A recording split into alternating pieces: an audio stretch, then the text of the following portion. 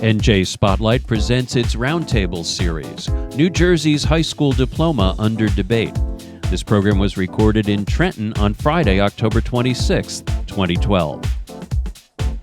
This program is brought to you by the New Jersey State Chamber of Commerce Foundation. On the web at njchamber.com. The panelists in this program are Christopher Cerf, Commissioner of the New Jersey Department of Education. Casey Crable, President of Raritan Valley College. Stanley Karp, Program Director of the Education Law Center. Gemar Mills, Principal of Malcolm X Shabazz High School in Newark, New Jersey. Peter Renwick, Principal of Westfield High School in Westfield, New Jersey. And Jeffrey Scheininger, the Board Chairman of the New Jersey State Chamber of Commerce. The moderator for the program is John Mooney, Education Editor and co-founder of NJ Spotlight. In this program, Chapter 2, the panel continues its discussion. At the lectern posing questions is John Mooney from NJ Spotlight. I'll go to the Commissioner on this. And I know you have thoughts on a lot that's been said, but give us a little, if there is news to this, there is a lot to be worked out on this. We have some time. And obviously it's going to start rolling out pretty soon, but a key piece of this, for those who don't know, is the advent of what is called the Common Core State Standards, which are coming down the pike and in fact are already starting to be implemented in schools. They are a set of essentially national standards that have been developed through the work of a number of groups. 48 states signed on, is that about right? I think Texas and who else didn't?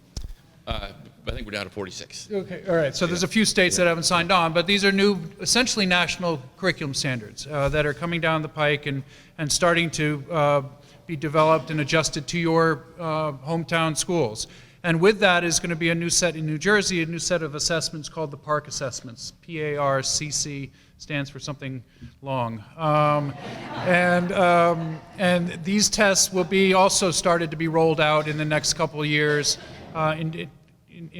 Really in force in 2014, and they will be very different than the assessments that we've seen and we've grown somewhat used to, the standardized ones. They will be almost entirely online and given a couple times a year in different forms, and it will be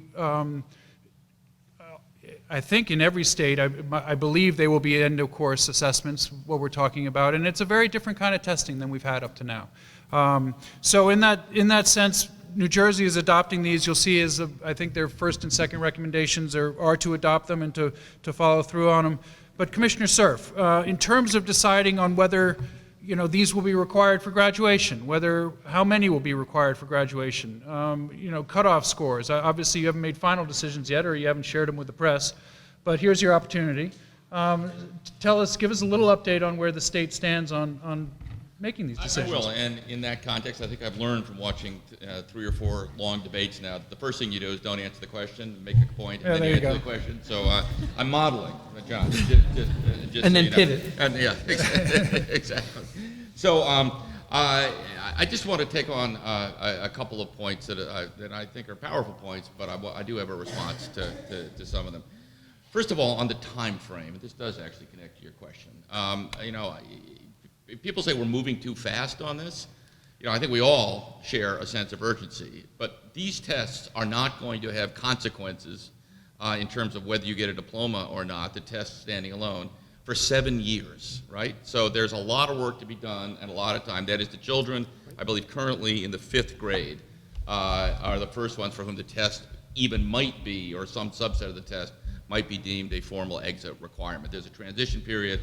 It's very responsible, it's very thoughtful. A lot of people in the room, Bob Goodman and others, sort of pushed us to think about not doing this in an orderly and not precipitous way. So the technological issues, the design issues, and so on, the opportunity to validate the test, all of that, we have time to do that. And I, for one, wouldn't sign up for a slower schedule than that, given the urgency of the problem. Secondly, I really do want to say that we need to be thoughtful about straw men here. Nobody is saying that, the answer to the woes of our education system, such as they are, is that we need to have more tests, right? And nobody thinks that, right? Nobody thinks that tests are a silver bullet, have been a silver bullet, will be a silver bullet. But they are certainly one weapon in the arsenal.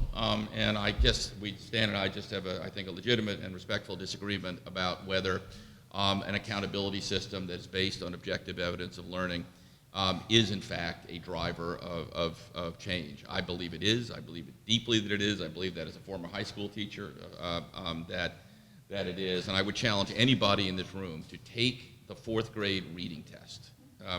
Get it and take the 4th grade reading test or the 8th grade reading test and tell me that if an individual can't pass that rudimentary examination, he or she has any chance whatsoever of doing, U.S. history and government at any kind of reasonably high level, or physics at any kind of reasonably high level. These tests are deeply flawed, and they're about to get a heck of a lot better. But I'm telling you right now, for all the banging away about there's too much tests and so on, these are remarkable predictors. I mean, there is a data set out there that says that children who receive 1550 combined on the SATs, we're all victims of the SATs or the ACTs at some point in their life. If you perform at that level or higher, there is a 65% probability you will achieve a B- or better in a high school course, right? So we go, well, we hate the SAT, it's ridiculous, and so on. It actually is a predictor of certain outcomes. By the way, there's a 38% percentile point difference between African Americans and whites on those who achieve the college and career ready standard on the SAT. 38% percentile points. There are literally communities where no child, Asbury Park is one, $23,000 a year. No child has given evidence of college and career ready. The second is nobody is saying that the measure of success is college for all. That a school should be judged harshly because not every child went to Princeton or the equivalent. But college and career ready means that you have a set of skills and knowledge that preserve your options, whether it's technical school, whether it's community college, whether it is a 4-year liberal arts college. Frankly, the difference between what you need to know to succeed in the current economy is not that great between those various paths, the minimal threshold you need to know. And then lastly, I'll say that the point of this is not to push kids out.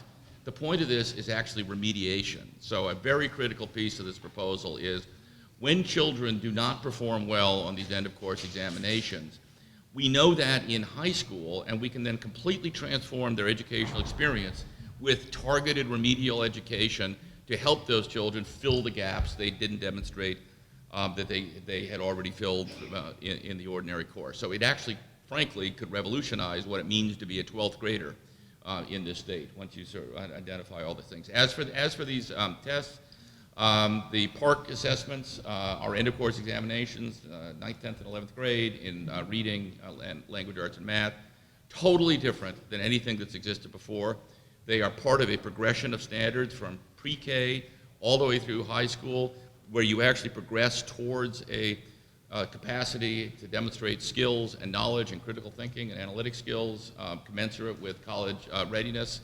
And they're based very much less so on fill in the bubbles, much more constructive responses, and we are moving rapidly to get those done. We have not yet made decisions about cut scores, whether you have to do science, social studies, language, and math. All of these decisions lie in the future. Do you have a sense that it would be a point, like a moderator, I'll go back to the question that he partially answered, but do you have a sense that it will be you have to pass all these tests, and you may not be around when this all actually comes down. I certainly hope not. Which I always think is an interesting challenge because these things are being decided for future generations when you're going to be gone, and all of us might be to a degree. But it's that all these tests need to be passed? No. Is that your inclination on this? It would be a hypothesis that would need to be proven or disproven by a conversation we will have with folks at this table and folks across the state. But I don't think, I think that in language arts, which is much broader than reading and writing, by the way the standards are written, and mathematics. I think those will be required, and you must demonstrate competency in those. We are going to create social studies and science tests for optional use in the districts. This will be a state These developed will or be state through developed Karp? tests, but not state mandated tests. So if Westfield, for example, thinks that it has a better test through unit assessments or by some other means, and it meets our standards, we will say fine. In other words, we don't want to be that prescriptive on that. And as to whether we say, English, math, and one social studies and one science, or English and math alone, these are decisions we just haven't made yet. And what is the is this a public process that will have committees and task forces of its own? Yes. Okay. Gemar Mills, down at the other end. This is, it's a lot of it is gearing towards tests that are really going to, as you I think have said, have not necessarily been mastered now. These are going to be more rigorous tests. Talk a little bit when you hear this conversation and the back and forth, even on dropouts. Your sense of how this affects a place like Shabazz. Currently at Shabazz High School, and we've made great gains again on a test that most aren't comfortable with saying that it's an indicator of college readiness.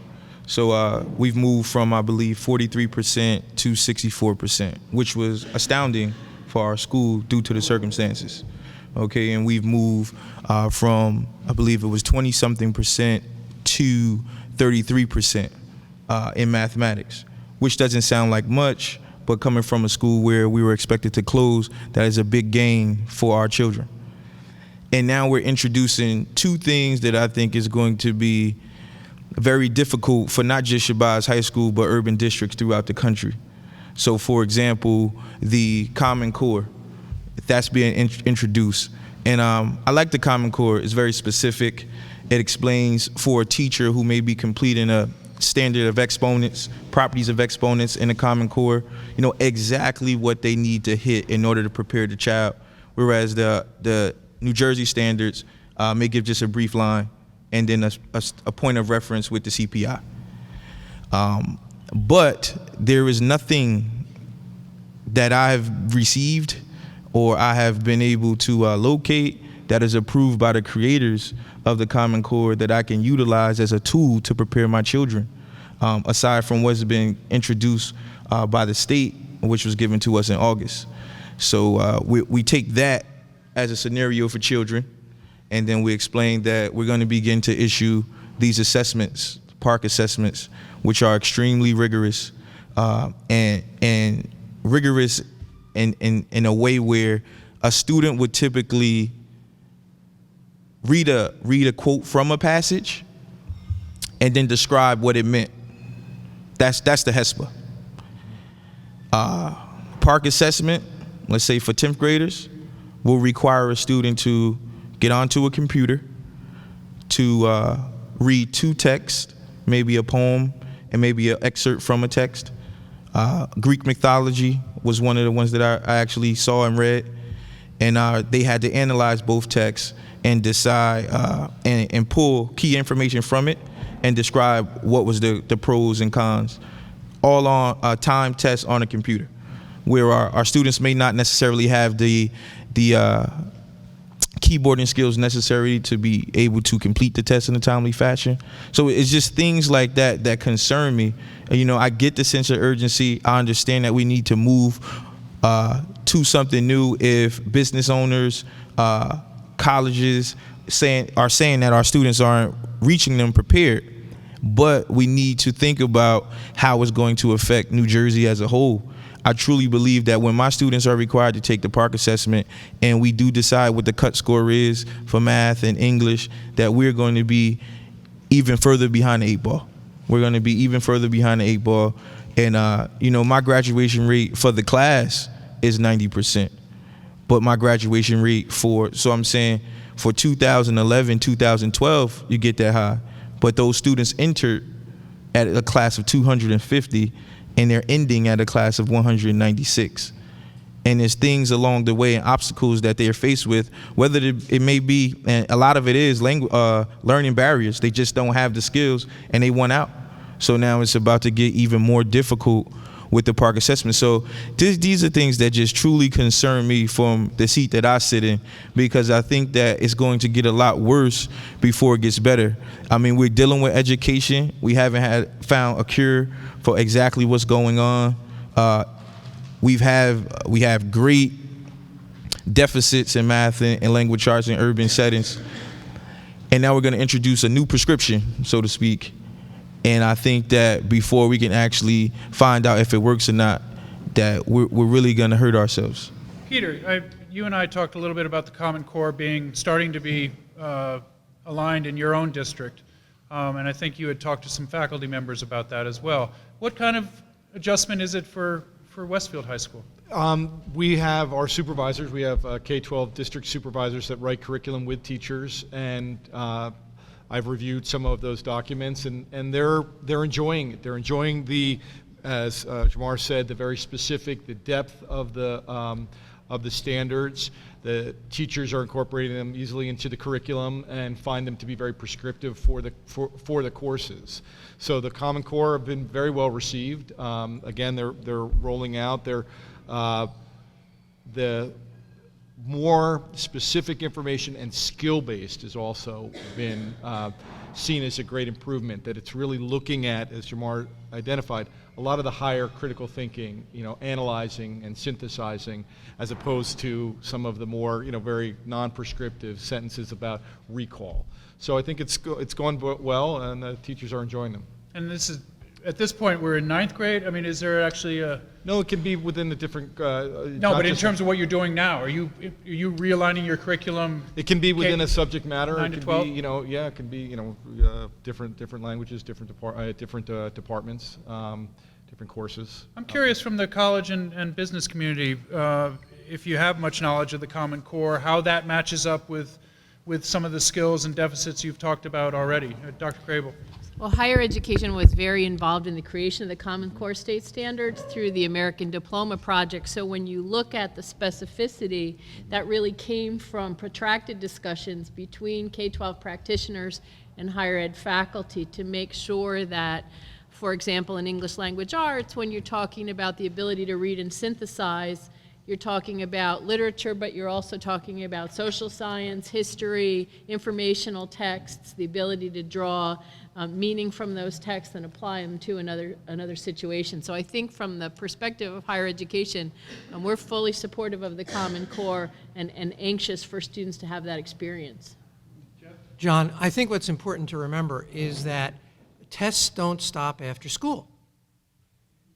Tests keep going. So my industry, which is not a real fancy, we're not talking about medical devices or pharmaceuticals here. Our industry association has standardized tests for our employees to pass in order to prove proficiency in the product lines and in the job functions. They continue on. My career is spent working with Gemar's graduates. And I'm coming very much, I viscerally relate to what he's saying. And, for me, the idea that you're going to test these kids, see where they are, and then apply the necessary resources is, I think, a wonderful opportunity. Where the rubber meets the road is applying the necessary resources. Stan, what do you think of you and I have talked about the Common Core. I mean, not everyone's a fan of the Common Core. And some states have chosen not to join it. There's some concerns that it is driven more towards, maybe serving businesses' needs, which is obviously where jobs lie, but not always necessarily successful lives. But talk a little bit about, at least, not necessarily your opinion, but I know you follow some of this, what some of the criticism has been of the Common Core. Well, to the extent that I'm familiar with the content of the Common Core in certain subjects, it's a college and career ready. It reminds me of the A to G curriculum somewhat in California, where you were looking at making sure that all students had access to college preparatory high school curriculum. That's a positive thing. The problem is that this curriculum has not been implemented anywhere. And we don't really know, well, we have a standard. Standard's not curriculum. Standards are, can generate curriculum, but curriculum has to be created and implemented. And basically, the bridge has not been built. And so we're not ready to go over it. Second, the PARCC assessments are much more than end-of-course exams. The assessment design in PARCC includes computer-based formative assessments every 6 weeks. And formative assessment is supposed to be low-stakes assessment done by educators as a diagnosis in the classroom.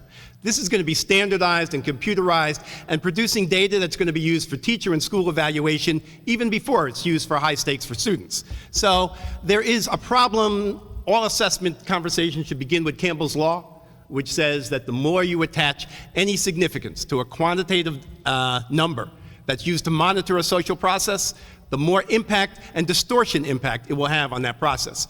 And we've seen this repeatedly with tests, so I think there's a problem with that. There's also an interim assessment in addition to the end-of-course assessment, all of them producing data. So it's not just end-of-course exams. And the final thing At one point, I think, and correct me if I'm wrong, there were 4 assessments in the PARCC over the course of the year. Is that right? Is that still, or is it down to 2? I think it depends on the subject, but my understanding, and the commissioner would know this much better, there are formative assessments every 6 weeks based on certain units. There's an interim assessment in the middle of the year and an end-of-year assessment. Is that basically accurate? I know where you got that, but it's evolved a lot from Yeah, that. I think it's changed. Has it not? Yeah, so it's by no means every 6 weeks. Okay. But, the one thing I would like to add is it's the freshmen that are in. Maybe the 5th graders are the ones to first, actually deal with new high school graduation requirements are going to be down the road. But the freshmen are the current freshmen are the first ones who won't have ASA and won't have HESPA, but if the task force recommendations are adopted, also won't have high stakes graduation tests, will just have the reporting. But the law is going to have to be changed. The current law around HSPA requires an 11th grade math and language assessment, language arts assessment. It requires an alternative assessment that's not a standardized test for anybody who does not pass it. That law is going to have to be changed by the time these freshmen become seniors, or will be out of sync with what's happening in the schools and what's happening in the legislature. So there's going to be a big public discussion, and when that law happens, there's going to be a lot of discussion about these other things which are not so far down the road but are coming a little bit fast.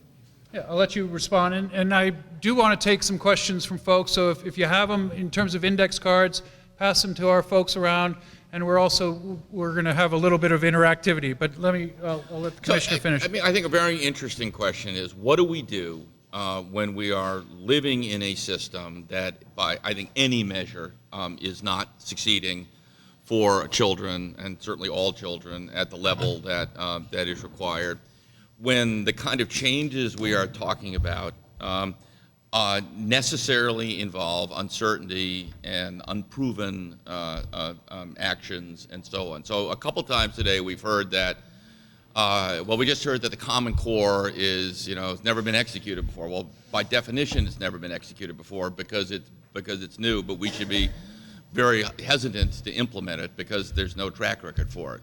We've heard that these PARCC assessments, the same point. We've heard that we shouldn't go forward with, I think that Common Core, exit exams, and so on, because even though they're 7 years out. And I just want to suggest a different frame on that question and that frame is that we are presiding over an educational crisis that is shameful and immoral and wrong and needs to be fixed. It's, you can go to Montclair, you can go to Westfield, and you could be disappointed that things are better than they are. But there are hundreds of schools in this state where children are not getting even close to a quality education. And so my view, and I used to teach AP U.S. History and Government, so I sometimes rely on historical analogies. When Franklin Delano Roosevelt came in at the depth of the worst depression we've ever had, he said, what we're going to do? We're going to do something different. And if that doesn't work, we're going to do something different again. And if that doesn't work, we're going to do something different again. As opposed to, let's just keep doing what we're doing. And that is, that's the definition of insanity, right? Keep doing the same things over and over again and expect a different result. And that's not a path I'm prepared to stay on.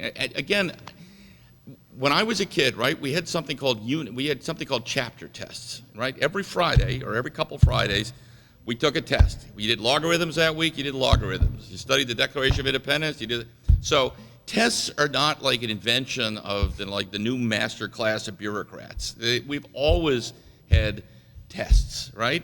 And tests are intimately linked to standards. The reason we have standards, frankly, it was in pursuit of civil rights, because when we had lots and lots of schools in this country before the 1990s that taught to a very low level of expectations, and nobody knew what was going on. And so we said, we need to agree as policymakers that there is a set of skills and a body of knowledge that children ought to be able to do or demonstrate competence in at particular milestones in life. And those all lead up to the conclusion that they're ready to go off into life, ready for success, however one might choose to define it. They're not evil, they're not like created by monsters, they are flawed, and they can be anti-educational to the extent they narrow curriculum, or the extent that they, you do drill and kill teaching, test-taking skills. When I taught AP US History and Government, you know what we did? We said, okay, at the end of the year, these kids are going to sit down and they're going to be evaluated on. And so I had them read, Huckleberry Finn. I had them read Upton Sinclair, The Jungle. I had them read Sister Carrie. Why?